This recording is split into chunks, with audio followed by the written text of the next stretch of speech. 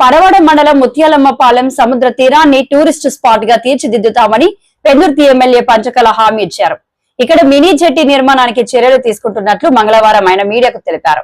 ఆరోగ్యం కోసం ప్రజలు యోగా చేయాలని పేర్కొన్నారు. వందల వేల కోట్లు ఖర్చు పెట్టి కేంద్ర రాష్ట్ర ప్రభుత్వాలు చేస్తున్నాయి అంటే మన ఆరోగ్యం కోసం, మన జీవితాలు మెరుగైన నాణ్యమైన జీవితాలు ఇవ్వటం కోసం, మన ఆయుష్ పెరిగే విధంగా దేశ ప్రజల్ని తీర్చిదిద్దటం కోసం చేస్తున్న బృహత్తరమైన కార్యక్రమం ఇది. దీన్ని సద్వినియోగం చేసుకోమని చెప్పి అందరికీ తెలియజేస్తూ, మరి ప్రధానమంత్రి గారు ఏదన్నా రాష్ట్రం వచ్చారంటే వచ్చిన కార్యక్రమం ఒకటి చేసుకెళ్లరు.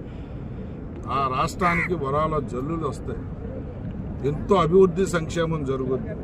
వాటన్నిటినీ కూడా మన గౌరవ ముఖ్యమంత్రి నారా చంద్రబాబు నాయుడు గారు వారి అపారమైన అనుభవంతో అవన్నీ అందిపుచ్చుకుంది. ఒక నాయకుడిని తీసుకొచ్చి, ఒక దేశ ప్రధాని తీసుకొచ్చి ఈ రాష్ట్రానికి జరగాల్సిన మేళ్ళన్నీ కూడా కోరి ఆ కోరికలన్నీ నెరవేర్చే విధంగా కార్యక్రమం ఉండబోతా ఉంది. లాస్ట్ టైం తీసుకొస్తే 2 లక్షల కోట్ల పెట్టుబడులు వచ్చాయి, పాయకరాపేట కానీ, ఎలమంచిలి కానీ, పెందుర్తికి కానీ. ఈసారి కూడా చాలా బృహత్తరమైన కార్యక్రమాలతో ప్రధానమంత్రి గారు రాబోతా ఉన్నారు. ఆ కార్యక్రమాన్ని జయప్రదం చేయమని చెప్పి కోరుతూ, మరి చాలా కాలం నుంచి శివారి గ్రామం ముత్యాలంపాలెంలో ఒక జెట్టి అడుగుతా ఉన్నారు. కనసైన మంత్రి అచ్చెన్నాయుడు గారికి ఇచ్చాం. ఆయన కూడా వారం రోజుల ముందు మాట్లాడాను. దానికి కూడా ఎస్టిమేషన్స్ అవి రెడీ అవుతున్నాయి. ఒక మినీ జెట్టి కూడా ఇక్కడ ఏర్పాటు చేసే కార్యక్రమం కానీ, ఏదైతే మొగ్గ దగ్గర ఇదివరకు ఫిషింగ్ బ్రహ్మాండంగా అక్కడ జరిగేది, అదంతా పూడుకుపోయి యాష్ వల్ల వాటి వల్ల ఫిషింగ్ కూడా పట్టలేదన్నారు. దాన్ని లోతు తవ్వించి మా సర్పంచ్ గారు చెప్పారు. వారు కోరిన విధంగా లోతు తవ్వించి ఆ ఫిషర్మెన్కి ఏదైతే ఇమ్మీడియట్గా ఫిషింగ్ అవకాశాలు ఉండే ప్రాంతాన్ని అంతా కూడా డెవలప్ చేసే ఆలోచన కానీ, ఈ ముత్యాలంపాలెం బీచ్ని టూరిజం స్పాట్గా, టూరిజం ప్లేస్గా కూడా తీర్చిదిద్దే ఆలోచన ఉంది. ప్రమాదమే దగ్గర 100-150 కోట్లు టూరిజంలో మంత్రి గారికి పెట్టి అడగటం జరిగింది. అతి తక్కువ రోజుల్లోనే మంత్రి గారితో ఒక విజిట్కి కూడా ఇక్కడికి వస్తాం, అధికారులు అందరం వస్తాం. ఏమేమి చేస్తే ఇక్కడ స్థానికులకి జీవిత ప్రమాణాలు పెరుగుతాయి, వాళ్ళకి వ్యాపారం కానీ, స్టాల్స్ కానీ, ఏదన్నా కానీ వాళ్ళ జీవనోపాధికి కలిగించే విషయాల్లో కానీ, టూరిస్టులు ఇక్కడికి వచ్చి సేద తీరే విషయంలో కానీ పెద్ద ఎత్తున మిగిలిన 4 సంవత్సరాల్లో దీన్ని ఒక మంచి టూరిజం స్పాట్గా తీర్చిదిద్దుతాం. ముత్యాలంపాలెం జాతకం మారే విధంగా కార్యక్రమాలు చేస్తామని చెప్పి మాట్లాడుతాం.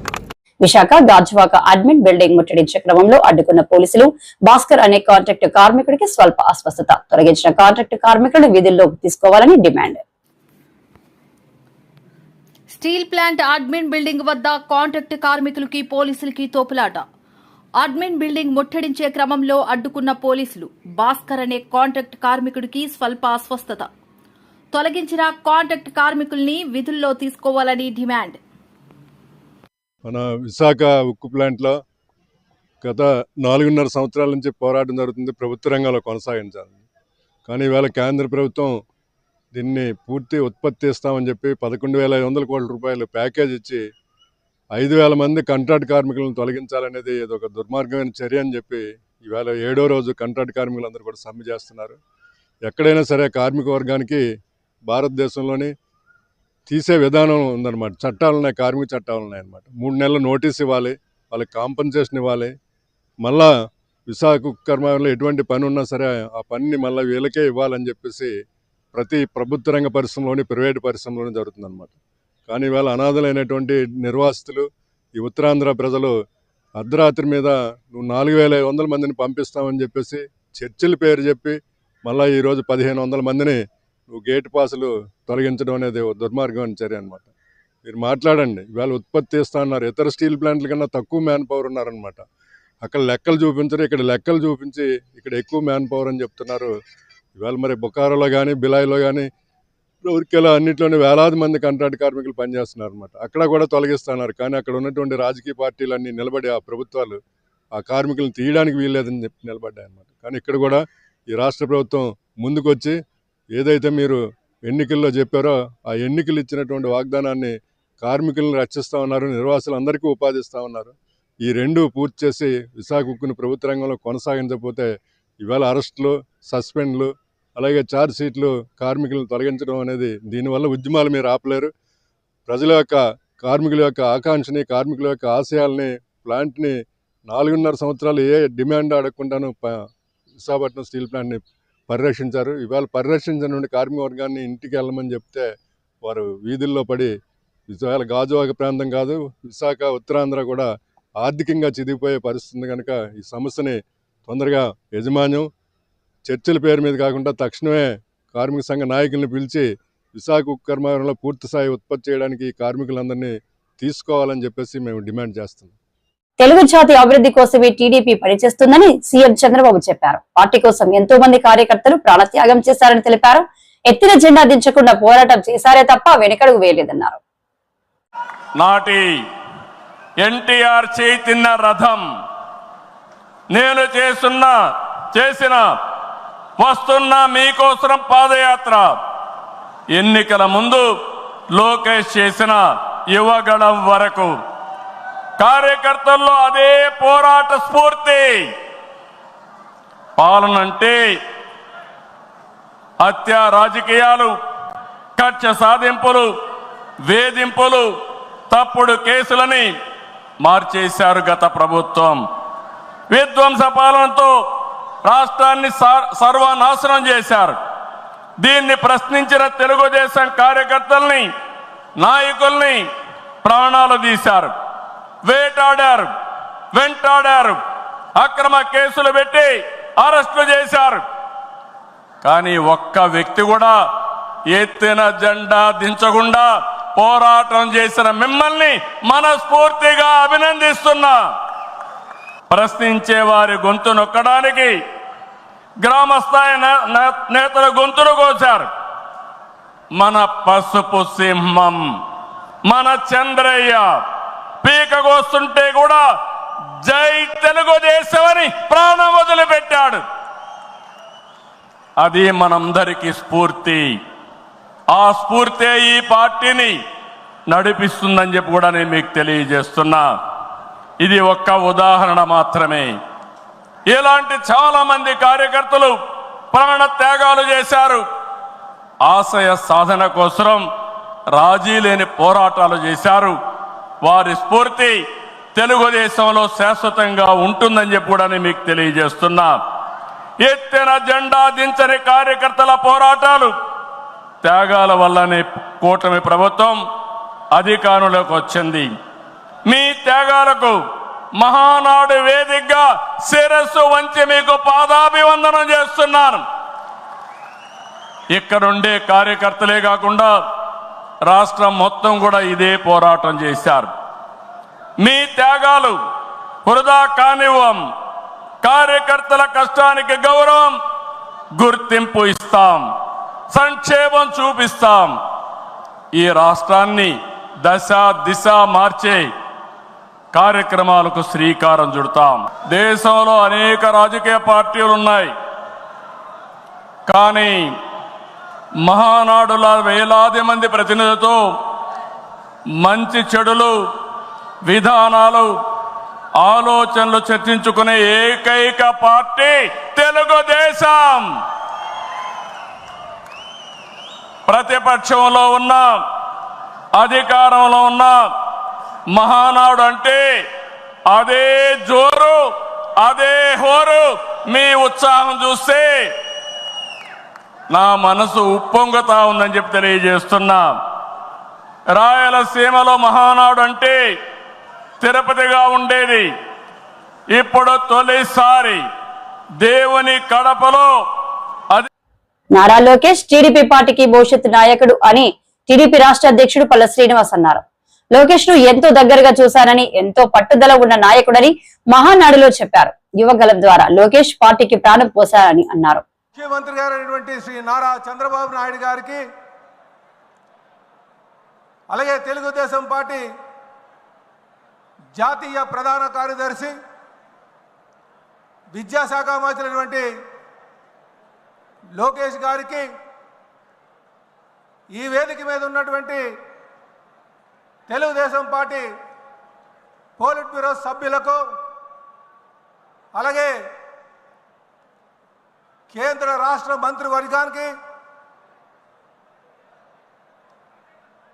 అలాగే పార్లమెంటు సభ్యులకు, శాసన మండలి సభ్యులకు, శాసన సభ్యులకు, తెలుగుదేశం పార్టీలో వివిధ హోదాల్లో ఉన్నటువంటి నాయకులకు అందరికీ నమస్కారాలు తెలియజేసుకుంటూ స్వాగతం, సుస్వాగతం. అలాగే కడప మహానాడు 24-25కి ఈ రాష్ట్ర నలుమూల నుంచి విచ్చేసినటువంటి నాయకులకు స్వాగతం, సుస్వాగతం. అలాగే కడపలో ఆతిథ్యం ఇచ్చి సహాయ సహకారాలు అందించినటువంటి కడప తెలుగుదేశం పార్టీ నాయకులకు, కార్యకర్తలకు, కడప జిల్లా ప్రజానికానికి నమస్కారాలు తెలియజేసుకుంటూ స్వాగతం చెప్తున్నాం. అలాగే ప్రపంచవ్యాప్తంగా ఉన్నటువంటి తెలుగు వారికి, అలాగే ఆంధ్ర ప్రజానికానికి నా నమస్కారాలు తెలియజేసుకుంటున్నా. ఈరోజు ఈ మహానాడులో నా అనుభవంగానే చూసుకుంటే నేను మొట్టమొదటిసారిగా ఒక కార్యకర్తగా మహానాడుకు రావడం జరిగింది. ఆ తర్వాత గాజువాక ప్రజానికం ఆశీర్వాదంతో గాజువాక శాసనసభ్యుడిగా హాజరవడం జరిగింది. ఈరోజు తెలుగుదేశం పార్టీ రాష్ట్ర అధ్యక్షులుగా తెలుగుదేశం పార్టీ కుటుంబ సభ్యులతో పాల్గొనడానికి నాకు చాలా ఆనందంగా ఉంది. ఈ అవకాశం కల్పించినటువంటి తెలుగుదేశం పార్టీ జాతీయ అధ్యక్షులు, ముఖ్యమంత్రి గారికి నా పాదాభివందనాలు రాజకీయ కక్షతోనే వైసీపీ నేతలపై అక్రమ కేసులు పెట్టారని మాజీ మంత్రి విడుదల రజనీ ఆరోపించారు. అక్రమ కేసులతో వారిని కూటమి సర్కార్ ఇబ్బందులకు గురి చేస్తుందని మండిపడ్డారు. జగన్ ది గుడ్ గవర్నెన్స్ అయితే బాబుది బ్యాడ్ గవర్నెన్స్ అని అన్నారు. టీడీపీకి చెందినటువంటి వాళ్ళ యొక్క ఆధిపత్య పోరు వల్ల మరి ఎప్పటి నుంచో మరి వాళ్ళ మధ్య ఈ ఆధిపత్య పోరులో భాగంగా ఏం మనస్పర్ధలో ఏంటో మనము అది పక్కన పెడితే, అది చివరికి వాళ్ళ యొక్క ఆధిపత్య పోరు ఏ విధంగా కూడా ఒక డబుల్ మర్డర్కి దారితీస్తుందో జిల్లాలో ఉన్నటువంటి ప్రజలు, రాష్ట్రంలో ఉన్నటువంటి ప్రజలు చూస్తున్నారు. మరి ఈ మర్డర్కి సంబంధించి మనం చూసినట్టయితే ఏదైతే వెంకటరామయ్య అని ఉన్నారో వారు ఈ వాళ్ళ పార్టీకి సంబంధించినటువంటి వెంకటేశ్వర్లు గారిని, అలాగే కోటేశ్వరరావు గారిని పెళ్లికి వెళ్ళి వస్తుండగా మరి దారిలో ఏ విధంగా చంపారు అనేటువంటి విషయం ఇక్కడ ఉన్నటువంటి ప్రజలందరికీ కూడా తెలుసు. ఆ ఇన్సిడెంట్ అయినటువంటి ఎంబటే మన జిల్లాకి సంబంధించినటువంటి ఎస్పీ గారు అక్కడికి వెళ్ళి, ఎక్కడైతే మర్డర్ జరిగిందో ఆ ప్లేస్కి వెళ్ళి అక్కడ ప్రిలిమినరీ ఎంక్వైరీ చేసి స్వయాన మన జిల్లా ఎస్పీ గారు ఏమని స్టేట్మెంట్ ఇచ్చారో ఇక్కడ ఉన్నటువంటి ప్రజలందరికీ కూడా తెలుసు. మళ్ళా కూడా నేను ఎస్పీ గారు చెప్పినటువంటి ఈ మాటని, వారి స్టేట్మెంట్ని నేను చదివి వినిపిస్తాను. చనిపోయిన వారు మరియు చంపిన వారు ఇద్దరు టీడీపీ పార్టీకి చెందిన వారే అని చెప్పి మన జిల్లా ఎస్పీ గారు ఎంబటే ప్రిలిమినరీ ఎంక్వైరీలో అక్కడికి వెళ్ళి చెప్పడం జరిగింది. అలాగే చనిపోయిన వారికి మరియు తోట చంద్రయ్య కుటుంబానికి ఎటువంటి సంబంధం లేదని చెప్పి, బంధుత్వం లేదని చెప్పి హత్య చేయడానికి గల కారణాలను పరిశీలిస్తున్నట్టుగా మన జిల్లా ఎస్పీ శ్రీనివాస్ గారు చెప్పారని స్పష్టంగా వారి యొక్క స్టేట్మెంటే నేను చెప్తా ఉన్నా. వాడి యొక్క వీడియో బయట కూడా ఉంది, మీరు చెక్ చేసుకోవచ్చు. సో స్పష్టంగా చనిపోయిన వారు మరియు చంపిన వారిద్దరు కూడా టీడీపీ పార్టీకి చెందిన వారే. అంటే ఇక్కడ నాకు తెలిసి వెంకటేశ్వర్లు గారు ఎవరైతే చనిపోయి ఉన్నారో, నాకు తెలిసి 3 దశాబ్దాలుగా ఆ టీడీపీ పార్టీ జెండా మోసినటువంటి వ్యక్తి. అలాగే ఈ చంపినటువంటి వారు కూడా ఎప్పటి నుంచో కూడా అదే పార్టీలో మరి యాక్టివ్గా ఉండి వాళ్ళంతా కూడా మొన్న ఎలక్షన్ యాక్టివ్గా చేసినటువంటి పరిస్థితి. మరి వీళ్ళు వాళ్ళ యొక్క ఆధిపత్య పోరులో భాగంగా హత్య దాకా వెళ్ళి దీన్ని ఏమాత్రం కూడా సంబంధం లేనటువంటి పిన్నెల్లి రామకృష్ణారెడ్డి గారికి వాళ్ళ బ్రదర్ పిన్నెల్లి వెంకటరామరెడ్డి గారిని మరి ఇందులో వాళ్ళకి సంబంధం ఉందని ఈ కేసులో వాళ్ళని చేర్చడం, వాళ్ళ పేర్లు ఎఫ్ఐఆర్లో నమోదు చేయడం అనేది ఎంత దారుణమో ఒకసారి చూడండి. మొదట్లో ఈ హత్యకు సంబంధించినటువంటి ఎంక్వైరీ కానీ ఎస్పీ గారు వెళ్ళడం కానీ వాళ్ళ ఫ్యామిలీ మెంబర్స్ కానీ, అంటే ఈ చనిపోయినటువంటి వాళ్ళ ఫ్యామిలీ మెంబర్స్ కానీ అందరూ కూడా ఇది రాజకీయ కక్షల వల్లే, టీడీపీలోనే వాళ్ళకు ఉన్నటువంటి గొడవల్లో భాగంగానే ఈ హత్య జరిగిందని స్పష్టంగా అక్కడ ఉన్నటువంటి వాళ్ళ ఇంట్లో ఫ్యామిలీ మెంబర్స్ ఆడలతో సైతం చెప్పారు. అలాగే ఎస్పీ గారు కూడా అదే మాట చెప్పారు. ఎంబటే ఎమ్మెల్యే ఏలూరు యోగాంధ్ర కార్యక్రమంలో భాగంగా ఏలూరు ఇండోర్ స్టేడియం నుంచి ఫైర్ స్టేషన్ వరకు జరిగే ర్యాలీని జిల్లా కలెక్టర్ సెల్వి మంగళవారం జెండా ఊపి ప్రారంభించారు. జిల్లా కలెక్టర్ మాట్లాడుతూ ప్రతిరోజు యోగా చేద్దాం, ఆరోగ్య ఆంధ్రప్రదేశ్ నిర్మిద్దాం అనే నినాదంతో ర్యాలీ ప్రారంభించామన్నారు.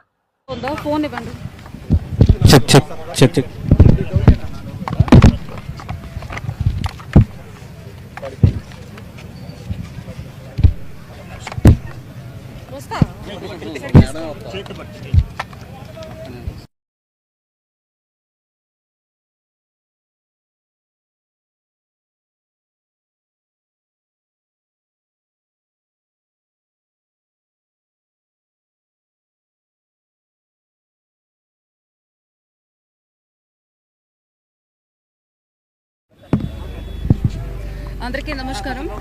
మనకు మే 21 నుంచి జూన్ 21 దాకా యోగాంధ్ర క్యాంపెయిన్ చేస్తున్నాము. అందులో భాగంగా మనం మొన్న మే 21 లాంచ్ చేసాము, కర్టెన్ రైజ్ చేసాము. రోజు ఏదో ఒక యోగా యాక్టివిటీ చేస్తున్నాము. అన్ని చోట్ల, ప్రతి గ్రామంలో, ప్రతి మండలంలో అండ్ డిస్ట్రిక్ట్ హెడ్ క్వార్టర్స్లో కూడా ఇవాళ మనం ర్యాలీ చేసాము, 1000 మెంబర్ ర్యాలీ చేసాము. యోగా ఒక ఇంపార్టెన్స్ చెప్పడానికి, అందరూ యోగా ప్రాక్టీస్ చేయాలని, స్వర్ణ ఆంధ్రలో భాగంగా హెల్దీ, వెల్దీ అండ్ హ్యాపీ ఆంధ్రప్రదేశ్ని తయారు చేయాలని మనం ఈ క్యాంపెయిన్ని లాంచ్ చేసి ఉన్నాము. ఇది మనకు జూన్ 21 కల్మినేట్ అవుతుంది విశాఖపట్నంలో. సో మనకు హానరబుల్ ప్రైమ్ మినిస్టర్ కూడా వస్తారు, ప్రైమ్ మినిస్టర్ గారు కూడా. సో మనకి ఇందులో భాగంగా ఎట్లా మనం పబ్లిక్కి యోగాని తీసుకెళ్లాలని చెప్పేసి interested master trainers, yoga already practice చేసిన వాళ్ళని మనం 480 మెంబర్స్ని మన జిల్లా వరకు ఇప్పుడు ఎన్రోల్ చేసుకున్నాము. అది కాకుండా ఈ ట్రైనర్స్కి మనం ఇవాళ నుంచి ఒక 5-day ఆన్లైన్ కోర్స్ మన గవర్నమెంట్ ఆఫ్ ఆంధ్రప్రదేశ్ నేర్పిస్తున్నారు. అందులో ఒక 5000 మెంబర్స్ వరకు మనకు ట్రైనర్స్గా రిజిస్టర్ చేసుకున్నారు. మనకు కామన్ పబ్లిక్ మన జిల్లాలోనే ఒక 58,000 మెంబర్స్ యోగా చేయడానికి ఇష్టపడుతున్నాము. మన సొంత సచివాలయంలో కానీ, మన గవర్నమెంట్ ప్లేసెస్లో కానీ ఇక్కడికైనా రావడానికి సిద్ధంగా ఉన్నామని చెప్పేసి ఒక 58,000 మెంబర్స్ విశాఖపట్నం వెళ్ళడానికి కానీ ఒక 58,000 మెంబర్స్ కూడా మేము యోగా ప్రాక్టీస్ చేస్తామని చెప్పేసి మన యాప్లో కూడా రిజిస్టర్ చేసుకోవడం జరిగింది. ఇది కాకుండా ఈ క్యాంపెయిన్లో భాగంగా చాలా కాంపిటీషన్లు పెడుతున్నాము. ఐ రిక్వెస్ట్ ద పబ్లిక్, మీ సచివాలయంని అప్రోచ్ అయితే అక్కడికి ఖచ్చితంగా మీకు ఏమైనా ఇంట్రెస్ట్ ఉంటే ఎన్రోల్ చేసుకోండి కాంపిటీషన్స్కి. అది కాకుండా జూన్ 21 నాటికి మీ ఇంట్లో, ఆన్లైన్లో, సచివాలయంలో, విశాఖపట్నంలో ఎక్కడైనా వెళ్ళి మీరు కూడా మనకి యోగా డెమాన్స్ట్రేషన్లో పార్టిసిపేట్ చేయవచ్చు. యోగా అనేది it is a way of life, it is a healthy practice. So I request everybody to learn and practice yoga every day. Thank you.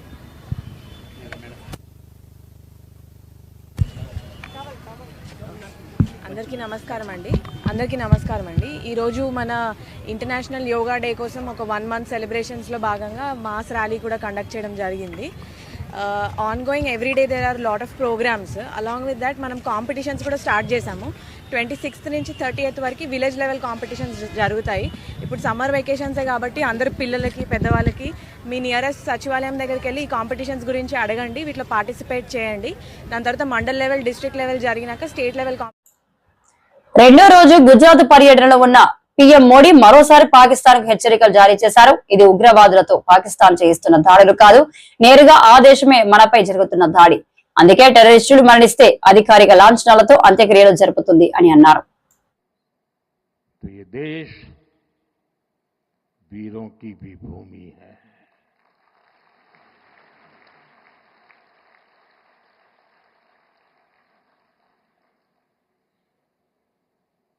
आज तक जिसे हमें प्रॉक्सी वॉर कहते थे,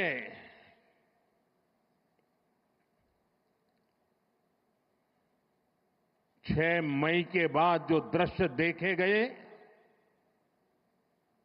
उसके बाद हम इसे प्रॉक्सी वॉर कहने की गलती नहीं कर सकते हैं। और इसका कारण है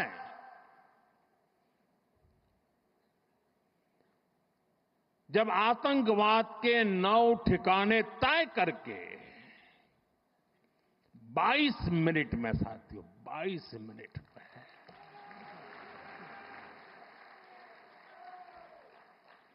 उनको ध्वस्त कर दिया।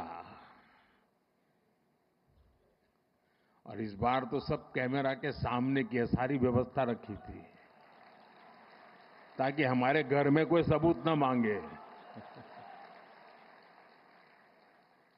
अब हमें सबूत नहीं देना पड़ रहा है, वो ऊपर वाला दे रहा है।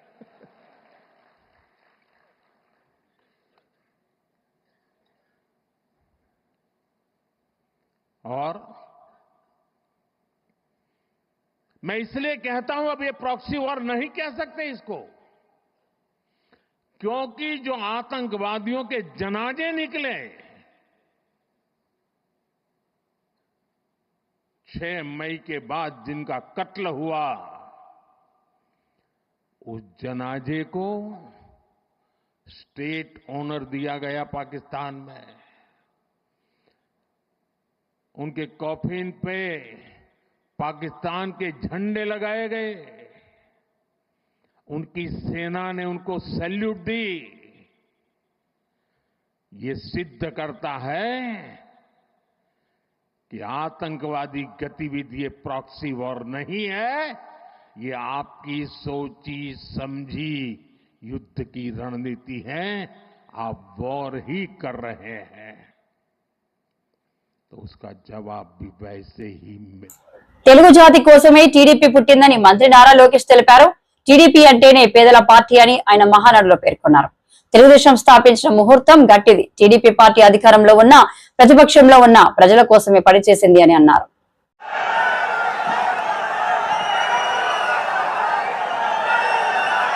జై తెలుగుదేశం, జై తెలుగుదేశం. దేవుడి గడప గడప గడపై ఈరోజు కార్యకర్తల్ని ఉద్దేశించి మాట్లాడతాం. నా అదృష్టం, ఎత్తిన పసుపు జెండా దించకుండా, మడిమ తిప్పకుండా తెలుగుదేశం పార్టీకి కాపలాగాసిన ప్రతి కార్యకర్తకి నేను శిరసు వంచి పాదాభివందనం చేస్తున్నాను. వేదిక పైన ఉన్న గౌరవ జాతీయ అధ్యక్షులు చంద్రబాబు నాయుడు గారికి, గౌరవ ఆంధ్ర రాష్ట్ర అధ్యక్షులు పల్లా శ్రీనివాస్ గారికి, తెలంగాణ ఆంధ్ర అండమాన్ పార్టీ నాయకులకు కార్యకర్తలకు నా నమస్కారం. విశ్వవిఖ్యాత నట సార్వభౌమ స్వర్గీయ శ్రీ నందమూరి తారక రామారావు గారు పార్టీ పెట్టిన ముహూర్త బలం చాలా గట్టిది. తెలుగుదేశం పార్టీ అంటేనే తెలుగు జాతి ఆత్మ గౌరవం. తెలుగుదేశం పార్టీ అంటేనే అన్నదాతకు అండ. తెలుగుదేశం పార్టీ అంటేనే పేదల కడుపు నిండా భోజనం పెట్టిన పార్టీ. తెలుగుదేశం పార్టీ అంటేనే కార్మిక కష్టాలు తీర్చేదానికి పుట్టిన పార్టీ. కులాలు, మత, ప్రాంత ఎజెండాతో అనేక పార్టీలు పుట్టినాయి, కానీ తెలుగు జాతి కోసం పుట్టిన ఏకైక పార్టీ మన పార్టీ తెలుగుదేశం పార్టీ.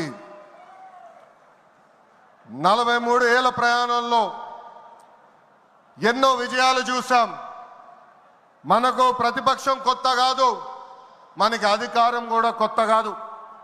అధికారంలో ఉన్నా ప్రతిపక్షంలో ఉన్నా తెలుగు వాళ్ళు ఎక్కడైనా ఇబ్బందుల్లో ఉంటే మొదటిగా స్పందించిన పార్టీ ఒక తెలుగుదేశం పార్టీ. సమాజమే దేవాలయం, ప్రజలే దేవుళ్ళన్న అన్నారు అన్న